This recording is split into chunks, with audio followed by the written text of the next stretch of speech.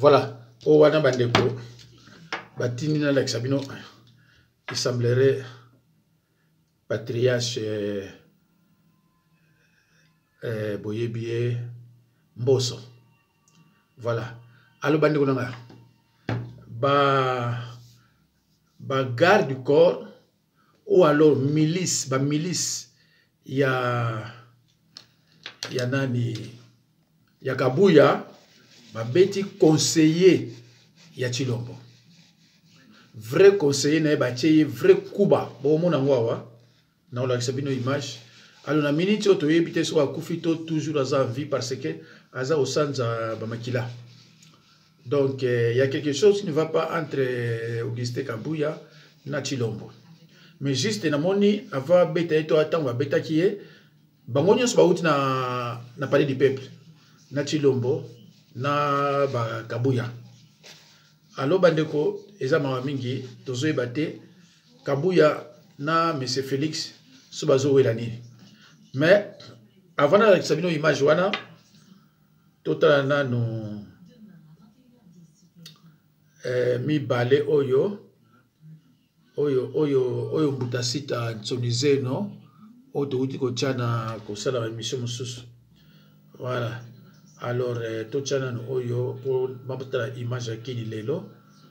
Voilà. Mama oyo décembre moyen était impossible tala batunde bazobeta makolo transport ezate.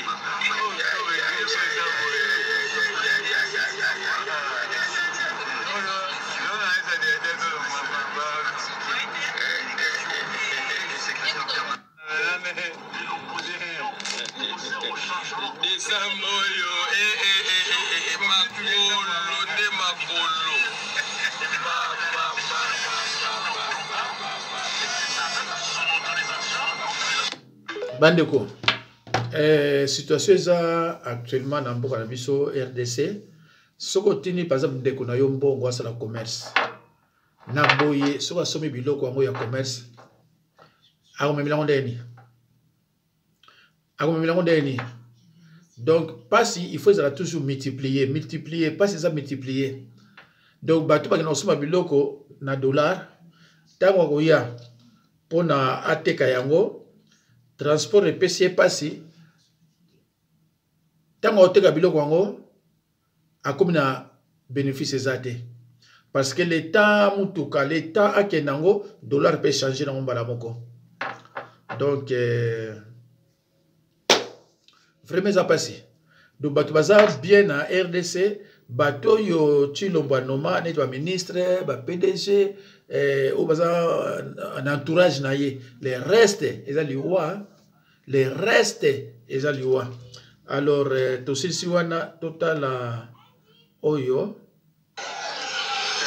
bato batina pousse. Ça c'est sérieux là.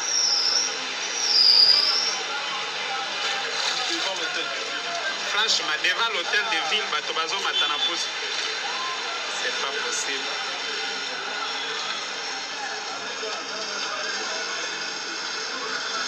Oui, mais ça au ici bango.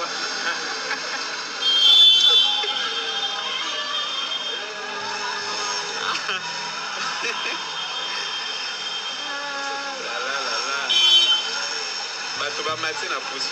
C'est pas possible. Est-ce que bandeko nanga mboka ya modèle ya boye? Est-ce que boso momona yango?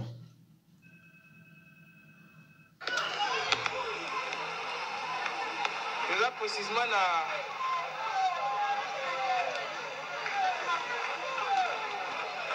précisément na Barumbu, eza commune voisine ya Gombe. Mais wota mambo esa yebi na mbula lelo.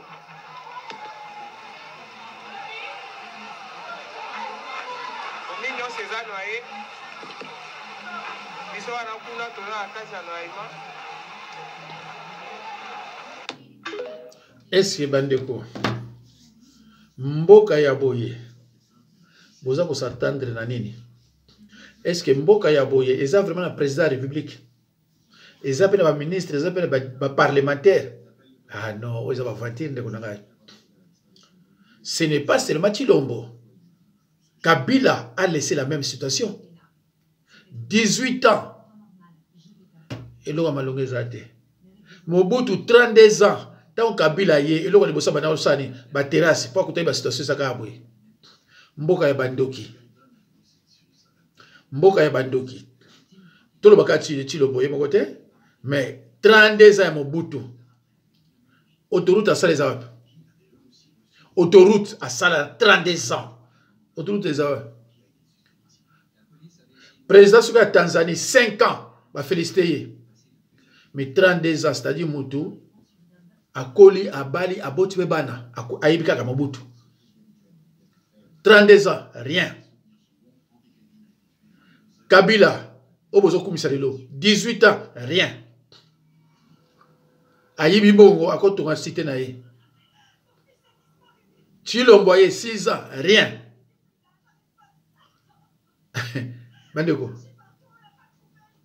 Eza mangwele oyo Mobutu akatsaka bisote to eza nini parce que au changer oyo pareil au changer oyo il faut akanga batu il faut boma batu il faut sala ndenge ya alingi elobi mo Chilomboke nani akopekisanga mutu tanga zolo ba langage ndenge wana c'est que ce n'est pas un président de la République nani akoloba nga ah à partir ya Goma tokoki ko toucher Kigali wana akolala lisusu na ndako na ete akokota zamba asakana na bato mususu mais asakana na faci beton te mokengeli ya bakongolais. Si l'église famille de Dieu pourrait organiser des prières partout en République démocratique du Congo afin d'obtenir un miracle, par exemple la fin de la guerre à l'est de notre pays. Mandeko, est-ce que vraiment tu Félix Tshilombo makambo lobaka yebango ou bien yebaka na ite tala mo mono yo et puis c'est passé yo lobaki soki la vie et la mort sont au pouvoir de la langue. Attention à ce que vous dites. Attention à ce que vous dites. Toute parole qui sort de la bouche a un effet, positif comme négatif. Ndeko, et loko nyoso sala na mokili, soko sali ya malamu, ememilaka yo bénédiction. Soko sali ya mabe, ekoyela yo bénédiction. Oyo tobimisaka, ce n'est pas ce qui entre dans la bouche qui met l'homme en débandade, mais ce qui sort de la bouche. C'est ce qui fait mal. Pourquoi? Parce que cela vient du cœur. Et où t'en as mon thème. Et on attend tous au col bazo babiso. Ce qui moutalobilo li kamuna c'est à kwiti. Eza kwiti te. Akanango batakala. Ce qui tu le balobi, je suis le garant. Nani akolobananga. En d'autres termes, qu'est-ce que cela signifie? Donc, alobi na bino kengaza dictateur. Tosuka wanate. Tosuka wanate. Malheur à ceux qui comprennent toujours en retard. Ah, bande cosa passé, hein? L'opportunité, mais tout n'a pas quelques questions. Et c'est Bobby qui RD Saza ou souffrir ma casse. Bon, mais tout le monde a passé mes colonions. Pour Nanini, Bana, Bazalina, Balabala, Pambate, il n'y a rien à manger. Alors que le pays peut produire l'alimentation pour toute l'Afrique. Pourquoi est-ce que le pays apporte le riz, par exemple, alors que le pays pourrait exporter le riz dans toute l'Afrique?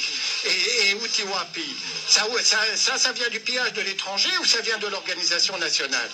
Papa, il ne faut pas accuser les autres de ce que nous sommes capables de faire nous-mêmes. Tozali responsable, il y a Bana, il y a Bisso. Tozali responsable, il y a Avenir, il y a Bango. Donc, Bisso, Tosala, Nini, Pona, Bana, il y a Bisso. C'est ça. Soki journée mondiale des enfants de la rue et Kozala, c'est pour que chacun de nous, dans le pays, chacun de nous dans cette ville de Kinshasa sache qu'il y a une situation d'injustice qui nous concerne toutes. C'est là. Aujourd'hui, nous avons 30 000 enfants dans la rue à Kinshasa. Mais qui va s'en occuper? Mais si...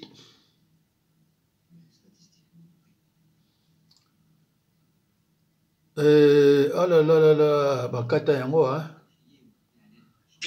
L'opportunité, mais tout n'a pas quelques questions. Et c'est Bobby qui est RDC à souffrir maintenant. Vraiment, bakata yango, ezala qui a bien. Ezala qui m'a loba qui toko bakati yango. Muluba. Allez, loba na yo pour loba ni muluba. Mes chers amis, Baluba batomboki. Pouvoir ya Baluba. Baluba ndenge batomboki bandeko. Oui, bate. Président na bango atomboki. Bango pe Baluba bazoko fundana, Baluba bazoko fingana, Baluba batomboki na mboka o bokonzi oyo. Baluba bazaya kotomboka na Kongo. Bazoko fingana, bazoko kangana, bazoko koyiba mbongo, bazako Baluba mbongo. Bayiba Baluba batomboki, koyiba mbongo bango, kofinga na bango, kokofunda na bango, Baluba batomboki babebisi Kongo, Baluba bazaya kotomboka balekana ngai. Baluba bazaya kotomboka. Bazofundana, bazofingana, bazokoyiba mbongo leta. Mawa. Oyo azoba wana muluba peut-être beaucoup kanisa ke boso aza ekolonini mais na yebisino ke aza muluba. Alors bandeko tomoni totia nani batu o bazo boma nani conseiller ya météo kala. Bato balingaki départ ya Kabila. Balobi na 2018 avec Kabila aza congolais aza rwandais. Eza bakisation utaki na IDPS. Kabila aza congolais aza rwandais. Ya liboso. Ya mi bale balobi te Kabila impunité eleki na mboka. Alobi tolérance zéro pour finir la récréation, porte à prison eza ouvert. Yoso Kabila kangi batute. Complaisance babengani Kabila. Troisième point, on va bénir Kabila, c'est un combat social. Matomaza Oliate, passe les ans à Mboka, les choses ne marchent pas, Kabila doit partir.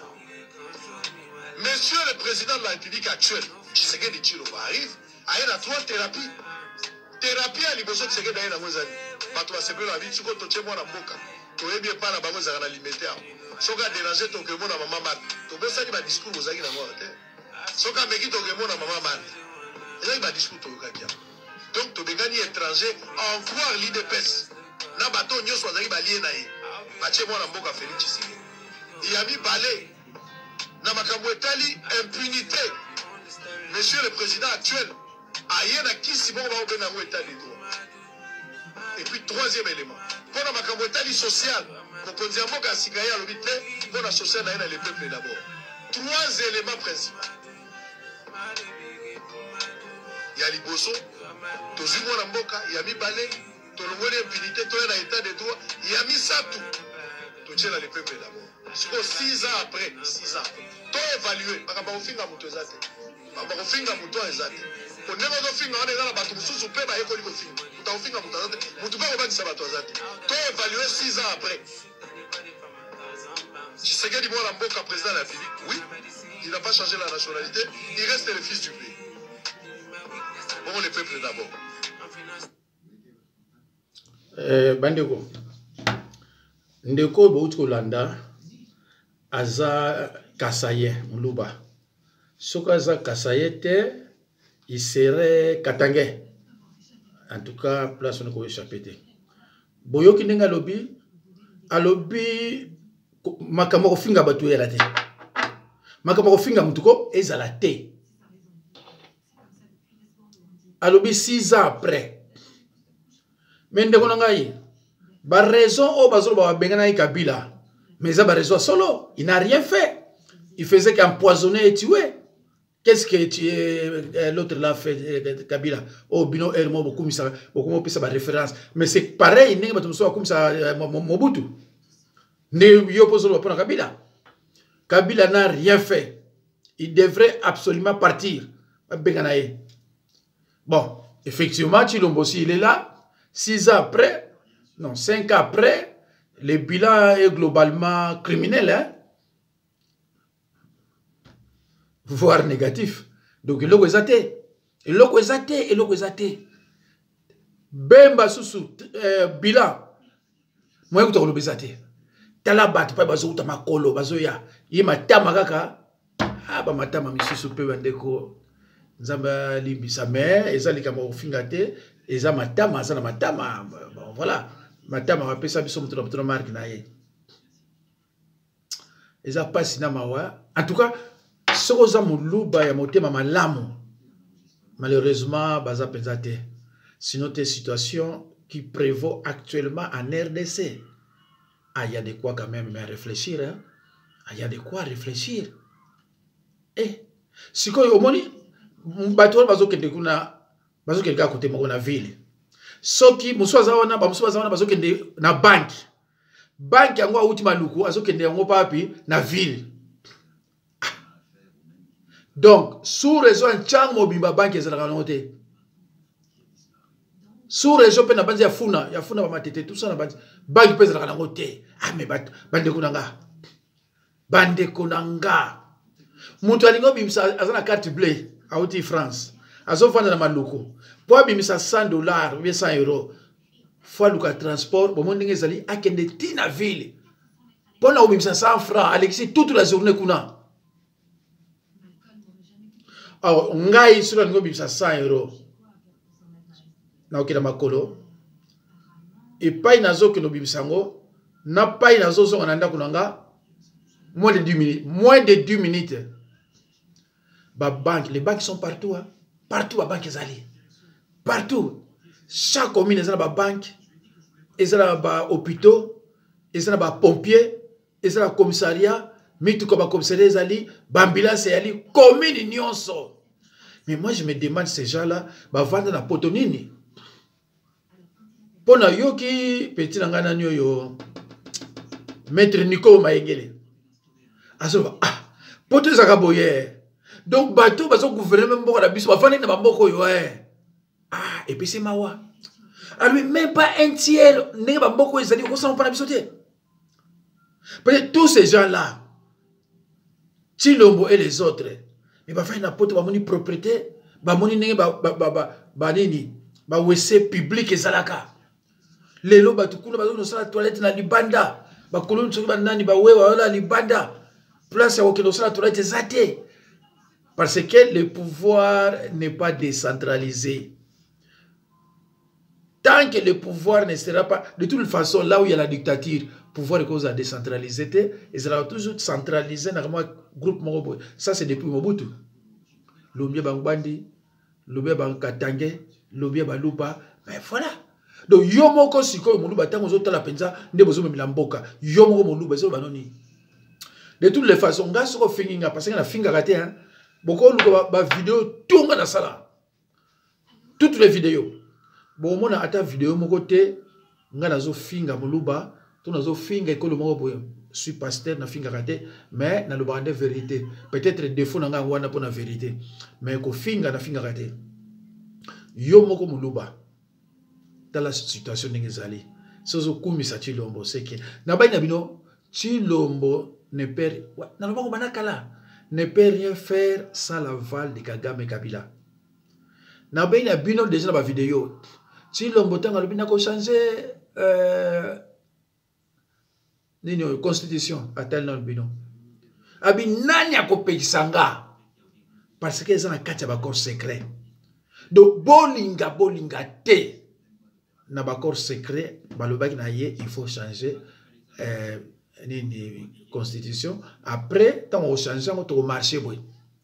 Donc nanga Chilombo Kamere, Kabila, Kagame, Batouala nyonso na tangi, baza mutu moko. Et puis Batouala nyonso na tangi,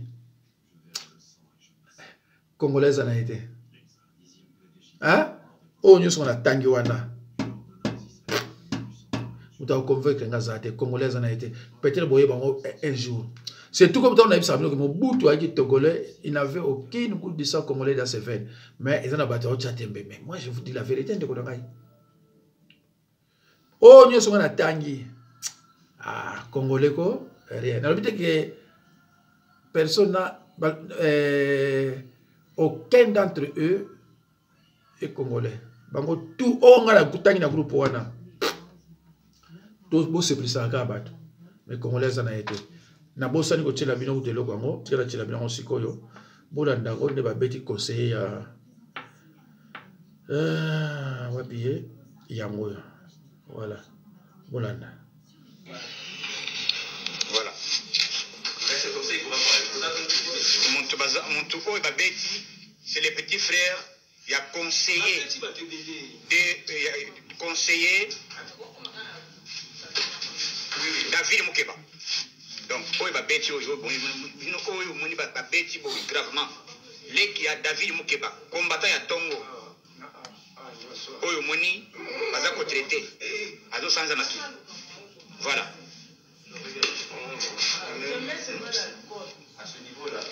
To éviter Ezali, donc, combattant Bazalia, moi et Béné.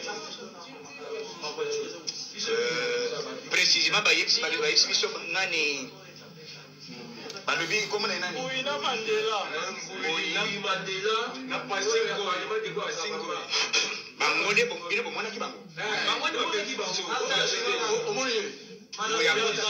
bien placé parce qu'il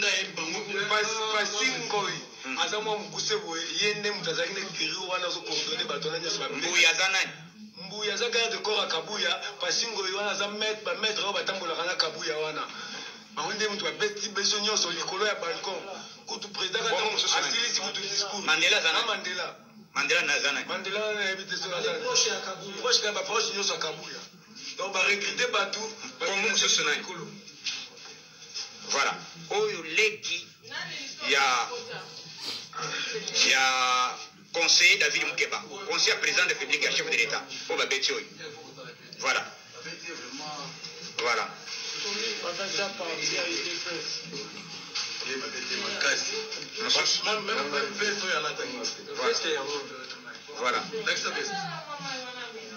Oui, il y a un babeti. Comment on a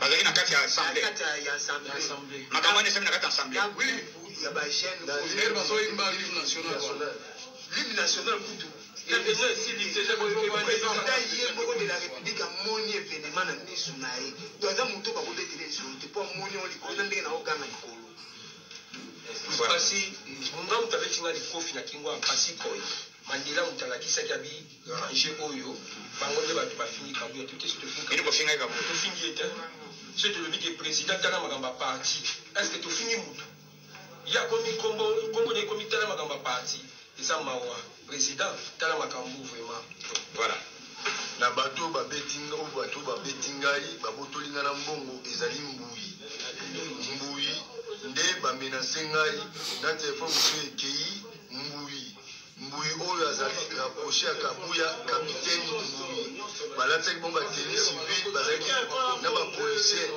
policier wana balataki bomba tenue civile bakoti tina kati ya parlement komenacer biso moyen ezali te donc bitumba moko ya somo na ntango limini parti ezokobeta bamenacer biso somo moyen kodeza te donc naza déjà touché awa na minute donc biso tokotelaka bafusion tobana bagrâce mpona intérêt Kabuya bo Kabuya biso bato tofundili oyo Kabuya aza komenace biso azoso bakuluna ya pepepe na basoda oyo baza te basoda te balati mo batenie ya uniforme ya basoda bamenace biso somo moyen kolobeza te donc tosengaki na mokunda mboka na batala problème malamu donc mbongo oyo nazali nango na poche $100 Ekei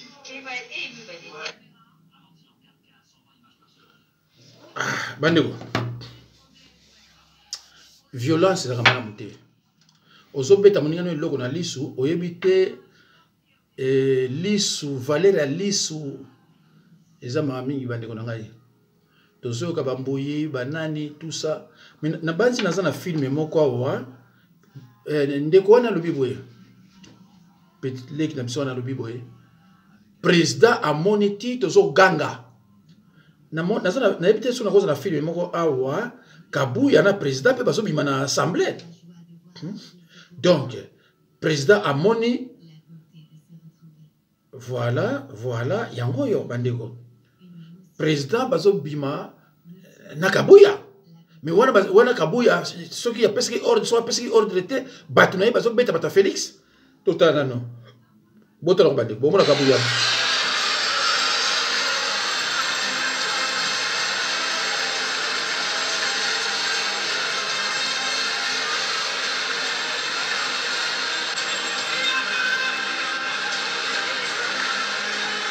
Tala Kabuya.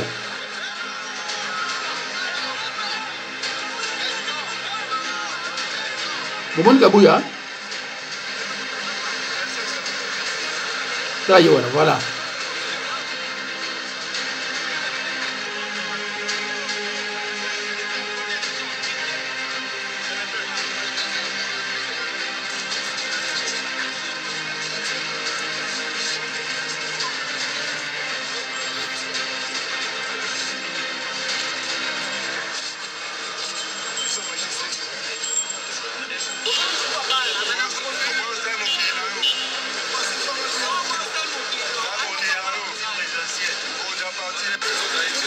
Bon, bota la Kabuya.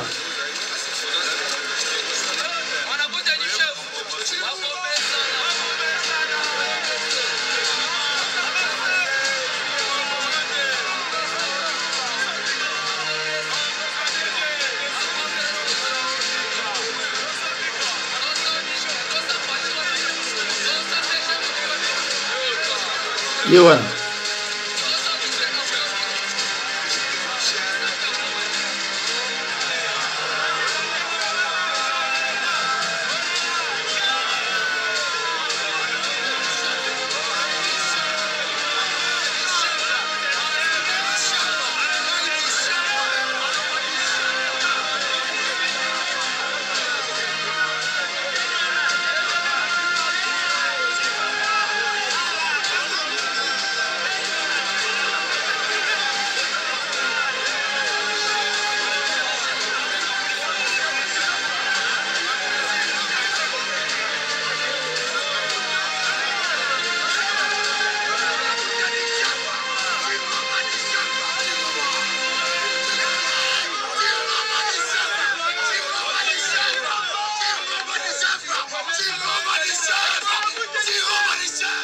Voilà. Allô, Bandeko. Donc, monsieur le président, Félix Tshilombo, Bangona ye balaki na Kabuya na kati ya assemblée. Alors, subitement, batoka Buya, bakomiko beta bata Tshilombo. Tshilombo amoni ndenge bazako beta batu na ye. Mais tango ko bima, bomoni ndenge bazali ne bazo betela Kabuya maboko ne Kabuya bazali voilà. Alors muta sita sonizeno. Bozo mona ba makambo yo sa fédéralisme et ozalaka mo passer. Bandeko, fédéralisme ezali division te, ezali séparation te. Eza état fédéral. C'est-à-dire que ezali comme concurrence na ba état. Ah, état oyo, état oyo, état oyo, voilà. Donc, na bas Congo, baza déjà conscientisé déjà bateau, presque bas Congo mobimba, 9 sur 10, baza déjà conscientisé. So pe na okepe na katanga pe bango kuna isa blaguité parce que les gens réfléchissent que mboka eleki munene. Ndeko nanga, même yo tangi ko le Tshilombo. Même yo tangi ko le Tshilombo, ba pesi mboka wana okoko mote ndeko. C'est un continent. Balobi Belgique ils ont compté na RDC 80 fois. C'est que tous les 80 pays na kati ya RDC de tout à fait normal aux la compétent. Ya bomona ki Banda Mobutu incompétent, Tokena nani Joseph Kabila incompétent, to ela Tshilombo pareil. Pona nini mbokele ki munene mingi bande ko ngai. Biso ba Congo to telemaka pour l'indépendance. Avant bazwa Lumumba pour ya combattre ba Congo pour l'indépendance, mais to zwa ki yango. Mais le Congo biso to ba Congo to telemini sous fédéralisme. Quel que soit l'état, cela prendra. To ko zwa yango.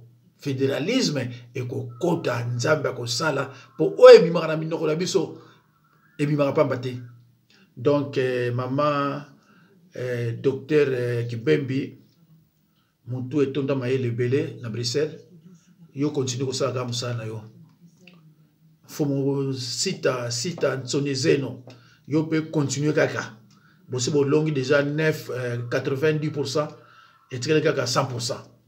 Donc ça fédéralisme va dekonanga bampangi ya muno ekozala difficile pour tosala eloko moko ya propre tala nde bazoyiba ba richesse na biso parce que fédéralisme ezate mais soki fédéralisme ezali okoya koyibaka biloko na biso na te armée ezalaka moko mais bato na bato bazalaka pai na bango ndenge ezalaki kaka wana armée ya mbanza ngungu wana armée ya nani bato na bato bazalaka kote na bango basali mpe bamibeko na bango okolo viole mibeko na bango te bato na bato baso mpe bakotalisa kote na biso awa eza propre ntango bakoyoka kuna bakongo moteleki na propriété yale bango mpe kote basali. Donc bapays nyonso presque oyo eza na victoire nakoloba ezaka bapays oyo eza na fédéralisme bango na nde moto bazokende na ndenge ya malamu.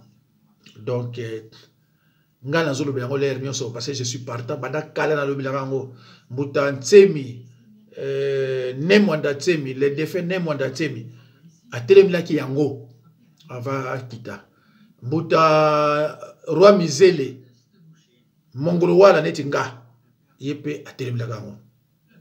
Alors pona bande kwa luozi il faut oyeba ke nga naza mongolo wala papa o botinga mboka ne yunga mère na kinanga malozi. Donc soko za mongolo wala a priori faut yeba babiloko nga na lobi wana mais biso ba mongolo wala tubanga kate biso ba mongolo wala ko tubanga keloko moko te tubanga oyo ko yaya amusuba ko banga na bango mais un mongolo wala banga eloko moko te ya wana bito pesa nyonso pa nzambe lokola ye aluki miracle nzambe osala miracle pe po fédéralisme et contre kati ya mboka. En tout cas bandeko na nga ya Songololo Matadi Luozi Nkundi Banzangoyo Katanga, en tout cas félicitations pour na likambo yo to telemeli. Naza sûr que batu ya biso ya Kivu ya Mbandaka Équateur Kisangani Bandundu na misusu na Bosani boko joindre boko landa nzela oyo biso za nango na ba mbuta sita na ba docteur Kibembi nzambe apambola